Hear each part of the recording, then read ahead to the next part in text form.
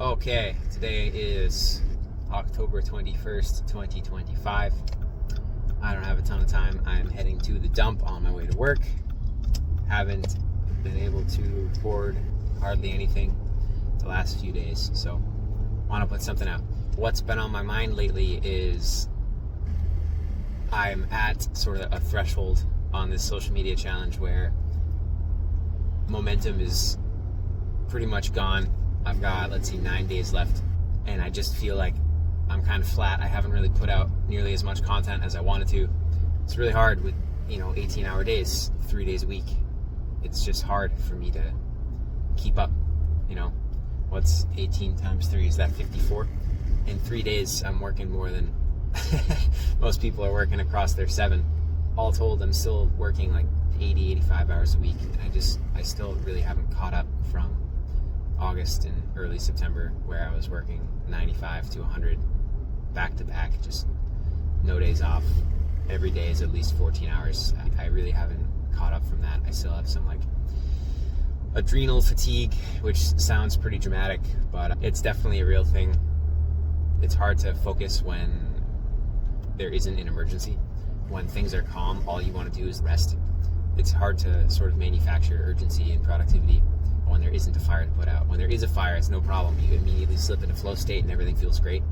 But when you can't find that flow, it's really hard to stay focused, and to do tedious tasks are just really, really hard. It just feels like a time suck, and it's not super important. Anything that it is a long time horizon thing, I have to do it now so that it'll be ready in 4 days, those really suck right now. It's just way too easy to put them off, either to find something more urgent or just to relax for a second. So anyway, that's enough ranting about that. I mentioned being at a threshold with the challenge. So one thing I want to talk about is there's this Armenian Greek mystic from the early 20th century. His name was, it's spelled Gurdjieff. He's a pretty fascinating guy. I got into his stuff a long time ago. All right, I'm gonna pause here because we're at dump. All right, dump, run, accomplished. Where were we? Gurdjieff. I've always said Gurdjieff, but it's actually pronounced Gurdjieff. G.I. Gurdjieff. He wrote a series of books called All and Everything. The first one is Beelzebub, Tales to His Grandson. That one is a bunch of gobbledygook, so far as I can tell and I've read. The only purpose of that book is to sort of confuse your mind, and the instructions that he wrote for his series is you're not to move on to the second book until you've read the first one twice. I think it was twice, maybe it was more, but it's something of an allegorical tale. I haven't read the whole thing. It's crazy. It's probably about 1,000 pages. It's a very thick book. Anyway, I don't fully know what that book is about. A very weird trip. If anybody's actually read that book, I'd love to hear your thoughts about it. I read maybe the first 100 pages or so and then put it down years ago. Book 2 is My Meetings with Remarkable Men, and that's sort of his personal story. It may be fabricated. I don't know how biographical or autobiographical it actually is, but that book is quite fascinating. The third one, the title escapes me at the moment. I haven't read it in quite some time. Anyway, Gurdjieff's books aren't nearly as useful as a book called In Search of the Miraculous by a gentleman named P.D. Ouspensky. And that was one of Gurdjieff's students. And he was a Russian journalist who, he tells in the book how he came across Gurdjieff and then how he studied with him for a number of years. And then ultimately they separated and he sort of formed his own circle. But he details the steps that he went through, and there's a lot of his notes from the lectures that Gurdjieff was giving. And so that's where people really learn about Gurdjieff's actual work, not so much through his own books. Gurdjieff has something called the Law of Octaves, which is a cornerstone of his teachings, of his philosophy. And in the Law of Octaves, it serves multiple purposes. That is, the law is used in several different ways, but one of the ways that it's analyzed is he takes the musical scale and solfege, so do, re, mi, sol, fa, all that. And I guess in the actual music, in the scale, there's a couple different places in an octave, there's two places in an octave where the interval is different than the preceding ones. And the second one is at the very end, so from T to Do, where the interval is different than between all of the other notes. So 6 out of the 8 jumps are the same, and then 2 of them are different. And I believe that they are longer jumps. And in his sort of metaphor, he's talking about anytime you undergo some type of challenge where you're either learning something new, you took up a discipline. A lot of it pertains to self-development, because that's sort of what his whole thing is about. The fourth way, he calls it. The whole purpose is to sort of grow as a person, to grow spiritually, but also to grow in all sorts of other. He's suggesting that when you embark on an undertaking to improve yourself or otherwise attain mastery or discipline, there are 2 periods where it requires an investment of further energy, or else you'll fail. It's not a straight line. Certain of the steps are straight and easy and no big deal, but then when you get to the challenging moments, it requires, like, you have to double down and put in more effort, more energy, more focus, more attention, eliminate more distractions in order to proceed. Otherwise, you will fail, even if you are putting in the same amount of effort as you had before. So, and then there's a distinction between the two, like in the law of octaves. The first one requires a certain remedy, if you will, and the latter one requires a different remedy. This one really just requires being self-aware, and this is another key concept to Gurdjieff's fourth way, his whole teaching corpus. Self-remembrance, he calls it. Basically, like, struggling to be self-aware while you're out in the world doing something. And Ouspensky, the guy who wrote In Search of the Miraculous, one of Gurdjieff's students, he details an experience where he had been meditating and he was pretty self-aware, and I don't know, he's like walking through the streets of London or something, and then he like sees whatever the 1800s equivalent to a convenience store is, and there's cigarettes for sale. And so then he goes in to buy a cigarette, and then he completely loses like whatever focus he had, whatever self-remembrance he had been holding on to, whatever consciousness he had was just gone. This is what like Ram Dass calls the witness consciousness, or the witness, just the witness, I guess is what he calls it.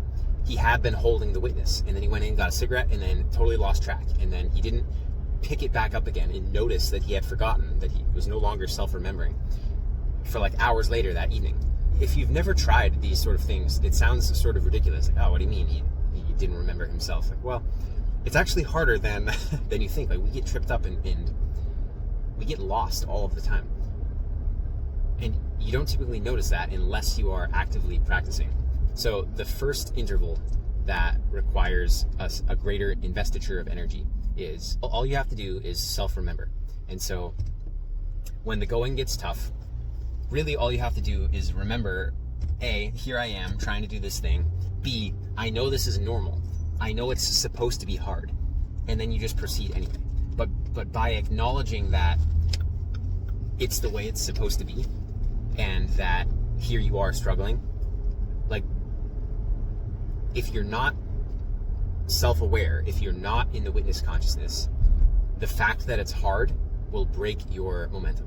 But if you can be aware and recognize this is hard and I'm doing it anyway, that's enough to kind of propel you forward. But then the second, there's a word that he uses. I can't remember what it is. There's some phrase that he has. A conscious injection or something? No, that's not it. I'll try to find it and see if I can like put it up in text here, and then you'll be able to see what the heck it actually is. The awareness that it's hard won't help you get through it.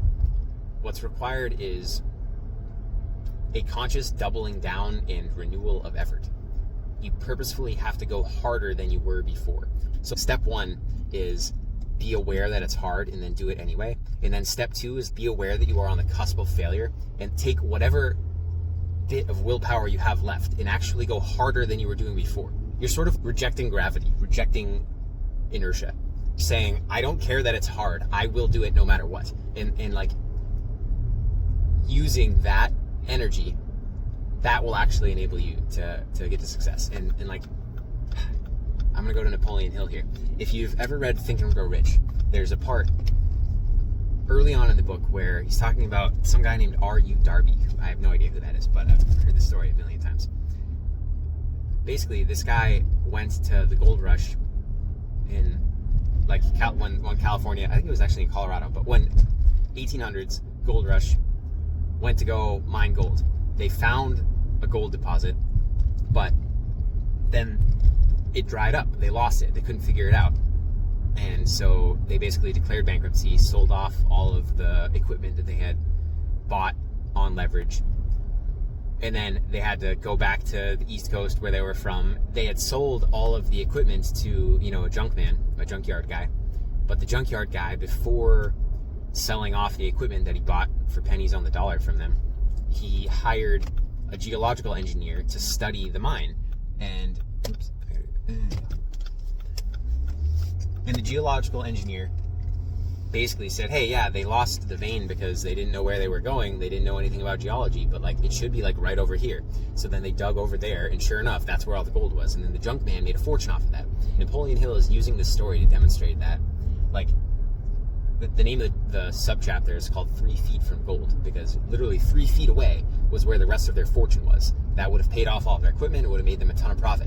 But they gave up because A, they didn't know what they were doing, and they didn't seek out expertise. But B, they just gave up. If they had just kept digging, hey, if I can't find here, I'm going to dig over here. I'm going to dig over there. I'm going to go over there. They would have found it.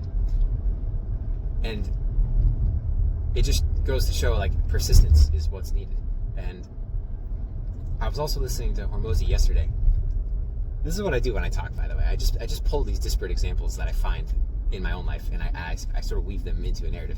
I was listening to Hormozy yesterday, and he has this example in one of his books that he was reading on a live. So this was a YouTube video that I was watching, which was a screen grab of a live chat that he had done. And he's reading one of his own books. I don't remember which one it is, but it's the 100 million series. So there's the $100 million leads, $100 million offers, $100 million models is the most recent one, I think. So I think it was in offers. Okay, we're back. Hormozy, he's playing a limitless game, and he's saying, okay, suppose you play a game with your friend. There's two of you. Each of you has a die. One die has 20 sides, and the other die has 200 sides. Now, the rules of the game say that you don't know which die you have. You can't see it. All you know is the results of your cast. On both dies, one being 20-sided, one being 200-sided, all of the sides are red except for one. The rules of the game are, when you roll a red side, absolutely nothing happens. When you roll a green side, one of your red sides turns green. So the first time you roll green, now you have 2 green sides. So if you're rolling the 20-sided die, you go from 1 out of 20 chances to 2 out of 20 or 1 out of 10 chances.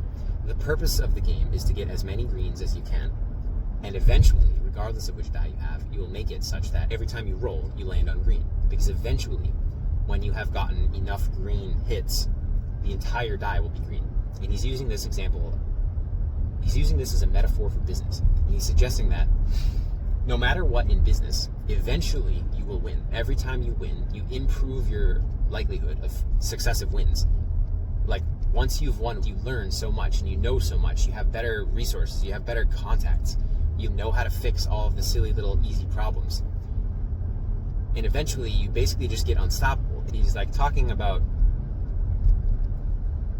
basically people who want to blame others and make excuses and say, well, it was easy for him. Maybe he only had a 10-sided die because he started with an edge. Maybe he had a better family, better upbringing than you. Well, that's legit, that is a real thing that can really help people. And some people had a crappy upbringing and it was a lot harder for them. But at the end of the day, the only way that you don't win, the only way that you don't have a die that rolls green every single time is because you gave up. If you just keep playing, if you just keep rolling the die, if you just keep trying in business, trying to be successful, trying to learn and do your best, eventually you will come out on top.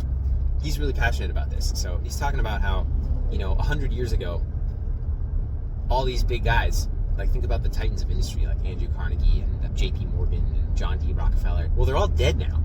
And so, every generation, the game resets. It doesn't really reset. It's just that the players drop out because they die. And then new players come in because there's a void at the top. And so this game has always been going on for hundreds and hundreds of years. And it's just a matter of, do you want to play and do you want to win?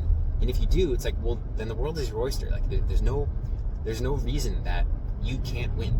The only issue is you give up. If you just keep trying, you will win. If you just keep trying to get better, eventually you will be good. And it's wild to me that people don't understand this, that everything is just about reps. This is me talking now, not Ramosi, but he says the same thing. It's just about reps. Anything that you want to be good at, all you have to do is do it again and again and again and again. More feedback cycles, more iterations. And eventually, you know all the tricks. Like, there's just no secret to any of this stuff. Yes, some people have an edge. Yes, some people have a knack. Yes, some people's brains are just wired to be good at one thing and not good at another thing. There's also the genetic lottery, you know, like some people are tall. This makes sports easier for them, you know, like some people have different builds, but like you can just work out and you can get strong and then you're not weak anymore. Like if you're short, it's a different set of advantages, you know. There's certain things that are good for you and not for other people, but